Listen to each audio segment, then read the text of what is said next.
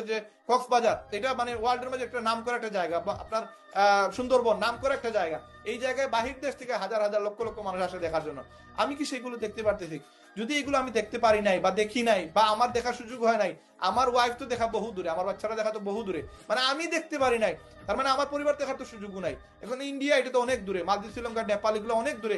আজকে হজ করবো, উমরা করবো, এটা অনেক দূরে, এটা স্বপ্ন ভাই। তো এই জিনিসগুলো যদি আজকে আমি রিয়েলাইজ না করি, 45-50 বছর পরে ভাই আপনার ওই এনার্জি থাকবে না। এই জন্য যারা কিনা একটা এইজে আসেন, এই যে 20 বছর থেকে 30 বছরের ভিতরে আছেন, বা 35 বছর, এখনো সময় নষ্ট হয় নাই, আপনি শুরু করেন এবং আপনার মাইন্ডসেট এরকম করেন যে ভাই আমি 10-12 ঘন্টা ঘুমাইলে হবে না, আমার এখন থেকে আমার টাইম চেঞ্জ করতে হবে, আমাকে রেগুলার মার্কেটিং করতে হবে, আমাকে রেগুলার কাজ করতে হবে, এবং আমাকে বুঝতে হবে যে কোন জায়গায় আমি টাইম দিতেছি। আমি একটা জায়গায় টাইম দেই, ডেইলি সকাল 10টা থেকে রাতে 10টা পর্যন্ত টাইম দেই, মাস শেষে আমি 15,000 বা 20,000 টাকা পাই। হ্যাঁ, এইটা দিয়ে আমার ফ্যামিলি চলে, এটা দিয়ে আমি চলি, বাট এইটা দিয়ে আমার লাইফ চলতেছে না ভাই। ইন ফিউচার একটা বড় অ্যাক্সিডেন্ট হয়ে গেল, একটা অসুস্থতা চলে আসলো, একটা বড় সমস্যা হয়ে গেল, তখন আমি ঋণ কর্য করা লাগবে, এবং এই ঋণ কর্য মারার জন্য আমাকে আবার ঋণ কর্য করা লাগবে, এবং একটা সময় আমি মানুষের কাছে অবহেলার পাত্র হয়ে যাব, আমি মানে লাঞ্ছিত হব, আমি মানুষের কাছে মানে লজ্জিত হব, মানুষ বলবে যে বাটপার, চিটার, হ্যাঁ বদমাস, গালিগালাজ করবে, ইভেন ফেসবুকে এসে হুমকি দিবে যে তোমার ফটো সহ আমি ফেসবুকে দিয়ে দিব, তুমি আমার টাকা দিচ্ছ না কেন। মানে এই লাইফটা তো ভাই সুন্দর লাইফ না।